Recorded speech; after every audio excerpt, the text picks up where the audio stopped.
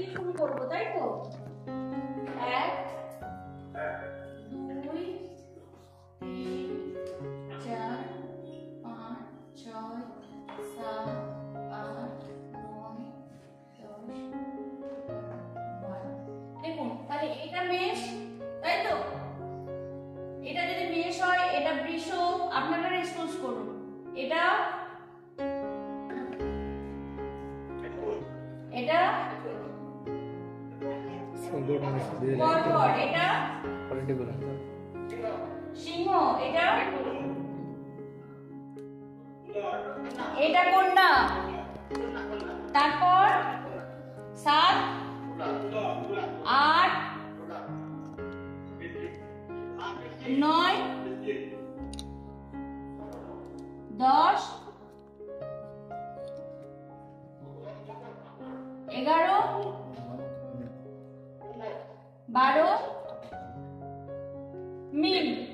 তাহলে তাহলে এই ঘরের অধিপতি কে? মার্স, তাই তো?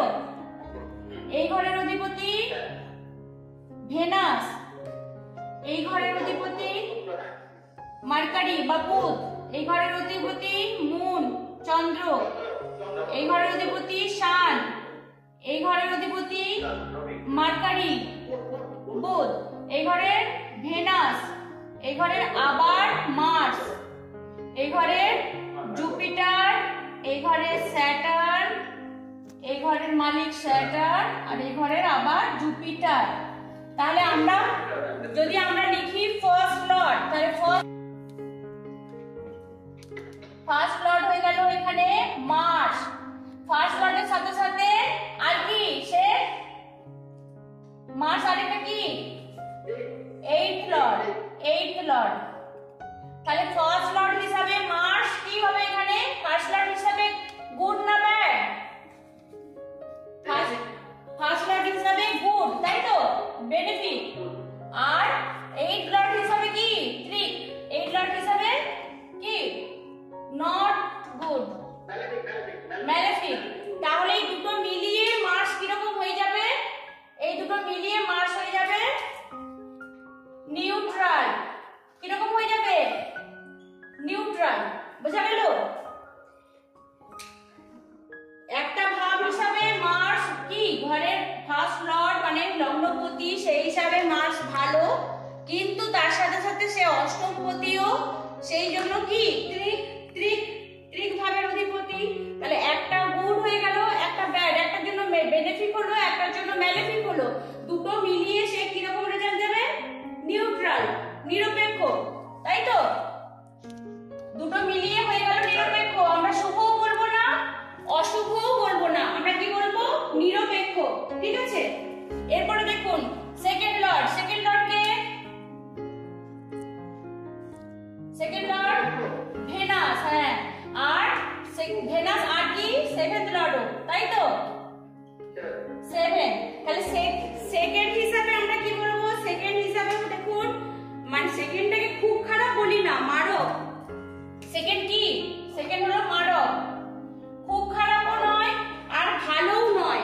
ঠিক আছে?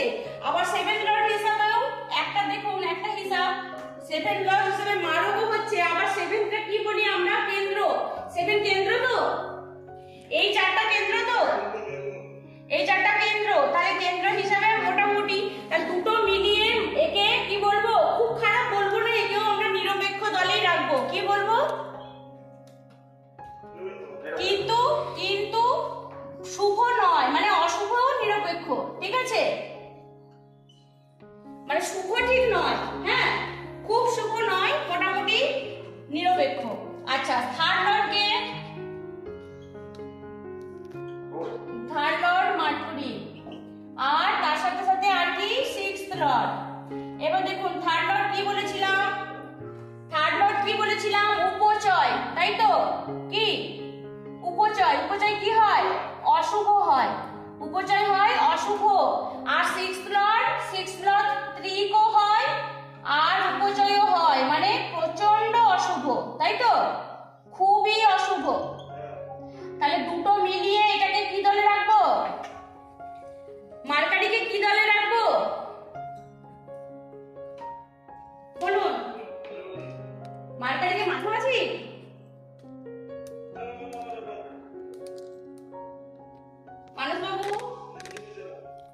নেগেটিভ, প্রচন্ড নেগেটিভ। এটা কি বলবো? অতীব অশুভ।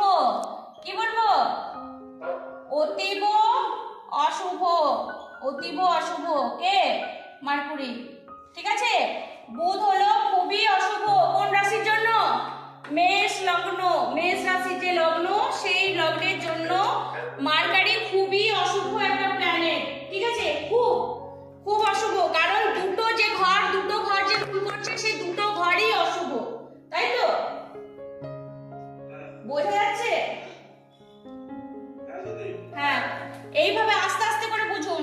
ফোর্থ লর্ড কে এখানে? ফোর্থ লর্ড হলো মুন। দেখুন, মুনকে কি বলবো? মুন প্রথমত হচ্ছে বন্ধু, তাই তো? মার্সের বন্ধু দলে কে কে আছে? চন্দ্র আছে, রবি আছে, আর বৃহস্পতি আছে, তাই তো? তার মধ্যে তাহলে এটা বন্ধু। আবার কেন্দ্র, বন্ধু এবং কেন্দ্রপতি। কেন্দ্রপতিকে আমরা কি বলেছিলাম? বিষ্ণু।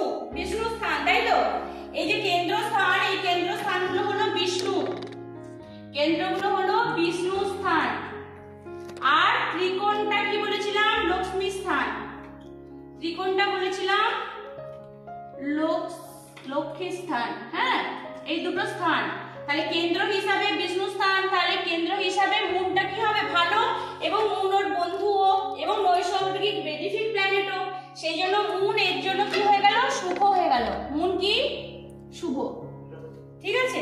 এরপর দেখুন ফিফথ লর্ড। ফিফথ লর্ড কে এখানে? সান। সান কি এখানে? ত্রিকোণ। ত্রিকোণ তো, তাহলে ত্রিকোণ হিসাবে মানে লক্ষ্মী স্থান। এটাও খালি কি হবে? অতি শুভ। কি হবে? অতি শুভ। ঠিক আছে। এবার সিক্সথ হয়ে গেছে আমাদের, সেভেন্থ হয়ে গেছে, এইটথ হয়ে গেছে। এরপর আমরা কোথায় যাব? নাইন্থ। এরপরে যাব নাইন্থ। নাইন্থ লর্ড কে? জুপিটার। আর তার সাথে সাথে নাইন্থ লর্ডের সাথে সাথে আর কোন ঘরের অধিপতি? নাইন্থ লর্ডের সাথে সাথে আর কোন ঘরের অধিপতি? জুপিটার দ্বাদশ। সবাই বলতে পারছেন না। এগুলো না রপ্ত করতে পারলে আর এগোতে পারবো না। এখানে এতটা পর্যন্ত যতটা গেছি, এই পর্যন্ত কিন্তু সবাইকে ভালো করে রপ্ত করে নিতে হবে। ঠিক আছে। দেখো, নবমের সাথে সাথে জুপিটার 12th লর্ড। তাহলে নবম হিসাবে কি? নবম কি? কেন্দ্র স্থান তো? নবম ত্রিকোণ স্থান তো? ত্রিকোণ স্থান। তাহলে ত্রিকোণ স্থান যদি হয় নবম, তাহলে কি হবে? শুভ। শুভ, তাই তো? কিন্তু দ্বাদশকে কি বলি আমরা? ত্রিক। দ্বাদশ কি? ত্রিক, মানে অশুভ। দুটো মিলিয়ে জুপিটার এখানে কি হয়ে যাবে? দুটো মিলিয়ে জুপিটার এখানে কি হয়ে যাবে? নিরপেক্ষ হয়ে যাবে। একটা ভাব দিচ্ছে কি? অতি শুভ। একটা ভাব বলছে অশুভ। দুটো মিলিয়ে বৃহস্পতি এখানে নিরপেক্ষ, কিন্তু নিরপেক্ষ হলেও শুভত্ব বেশি। কি বললাম? শুভত্ব বেশি। এইখানে যেমন লিখেছিলাম অশুভ, এখানে অশুভ না লিখে লিখবো অশুভত্ব বেশি। ঠিক আছে। নিরপেক্ষ কিন্তু অশুভত্বের পরিমাণটা বেশি। এইখানে নিরপেক্ষ কিন্তু শুভত্বটা বেশি। বোঝা গেল? কেন না বৃহস্পতি প্রচন্ড বেনিফিকও একটা প্ল্যানেট, এবং সব থেকে বড় ব্যাপার এর লগ্নপতির কে? মিত্র না শত্রু? মিত্র। তাহলে সব মিলিয়ে একই বন্ধু। যদি বন্ধু হয়, সে খারাপ ফল খুব একটা দেবে না। সেই জন্য শুভত্ব বেশি বলেছি। নিরপেক্ষ হলেও শুভত্ব বেশি থাকবে। এরপরে দেখুন দশমপতি 10th লর্ড। 10th লর্ড কে? শনি। 10th লর্ড হলো স্যাটার্ন। আর তার সাথে সাথে আর কোন ঘরের লর্ড? 11th Lord. তাহলে 10th লর্ডটা কি? কেন্দ্র। কেন্দ্র হলে কি হবে? শুভই হবে। কিন্তু একাদশটা কি? একাদশটা কি? একাদশটা হ্যাঁ উপচয়। একাদশটা কি? উপচয় ভাব। তার সাথে আরেকটা আছে, কি বলেছি আমরা? যখন জড় রাশি লগ্ন,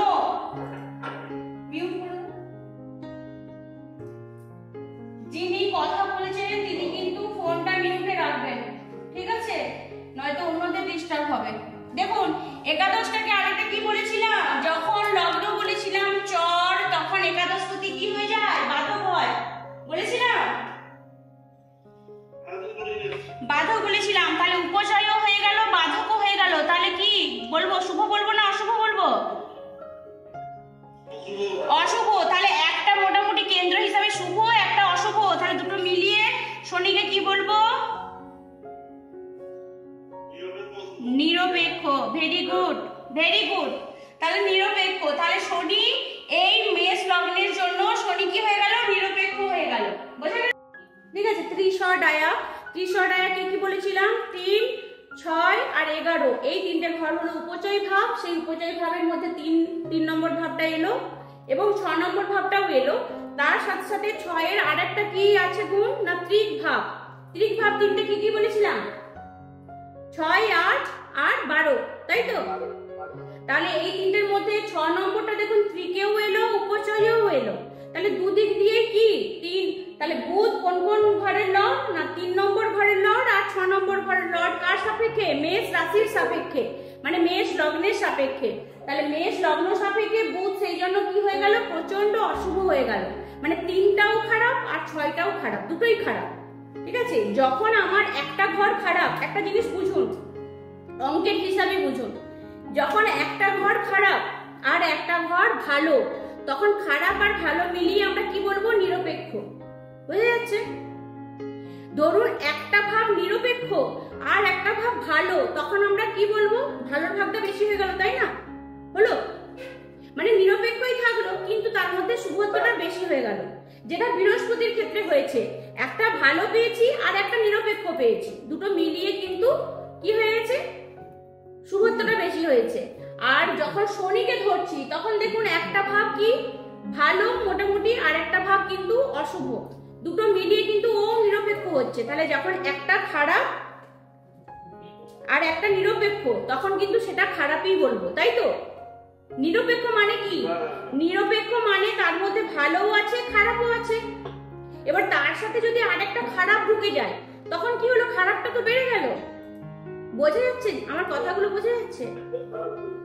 একটু ভালো করে শুনলেই বুঝতে পারবেন।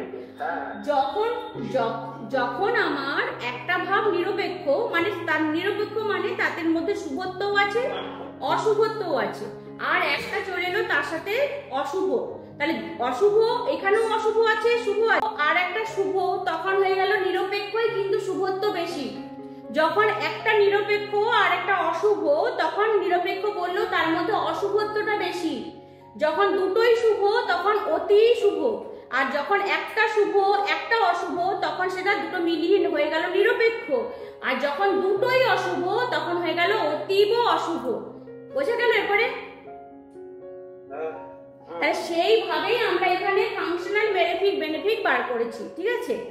নৈসর্গিকের ক্ষেত্রে তো অসুবিধা নেই, অসুবিধা ছিল আমাদের ফাংশনাল ক্ষেত্রে। তো ফাংশনাল ক্ষেত্রে এখানে চন্দ্র হয়ে গেল কি কেন্দ্রপতি। চন্দ্র শুধুমাত্র একটা ঘরই আছে, তাই তো? চন্দ্রের তো দুটো করে ঘর নেই, চন্দ্র আর রবি একমাত্র প্ল্যানেট যাদের একটি করে ঘর। তাহলে চন্দ্র এখানে কেন্দ্রপতি এবং মিত্র গ্রহ, এমনিতেই মিত্র, লগ্নপতির মিত্র, সেই হিসাবে চন্দ্র এখানে কিন্তু শুভ। আর রবিটা খুবই শুভ, কারণ ত্রিকোণপতি, ত্রিকোণ ঘর সব থেকে শুভ হয়। আমি বলেছি একটা চার্টের মধ্যে সব থেকে শুভ ভাব কি কি, লগ্ন, পঞ্চম আর নবম, তাই তো?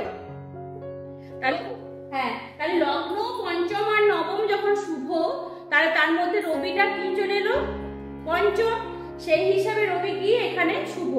রবির আর কোনো ঘর নেই, সুতরাং একটা নিয়েই আমরা চলছি, তাহলে একটা হিসাবে শুভই হলো। তাহলে ফাংশনাল বেনিফিটে আমরা রবি আর চন্দ্রকে রাখলাম। এরপর দেখুন বৃহস্পতিও তো খুবই ভালো, কারণ বৃহস্পতি ত্রিকোণপতি, নবম ঘরের লর্ড, তাই তো? কিন্তু বৃহস্পতি তার সাথে সাথে একটা ত্রিক ভাবকেও বহন করছে, যেটা দ্বাদশ। সেই জন্য দ্বাদশ হিসাবে সে কি হয়ে গেল, এখানে দুটো মিলিয়ে সে নিরপেক্ষ হয়ে গেল। ঠিক আছে। কিন্তু নিরপেক্ষ হলেও যেহেতু সে ত্রিকোণপতি, তাই তার মধ্যে শুভত্ব বেশি থাকবে। এবং বৃহস্পতি সব থেকে কি সবচেয়ে বেশি শুভ একটা প্ল্যানেট, নৈসর্গিক শুভ প্ল্যানেট, সেই হিসাবে বৃহস্পতির মধ্যে নৈসর্গিক শুভ ভাবটাও বজায় থাকবে। আর একটা ব্যাপার কি না, মঙ্গলের মিত্র গ্রহ হলো বৃহস্পতি, সেই হিসাবে বৃহস্পতি কিন্তু এই চার্টের জন্য নিরপেক্ষ হলেও এর মধ্যে শুভত্বটাই বেশি থাকবে, এ ভালো ফলই দেবে। ঠিক আছে।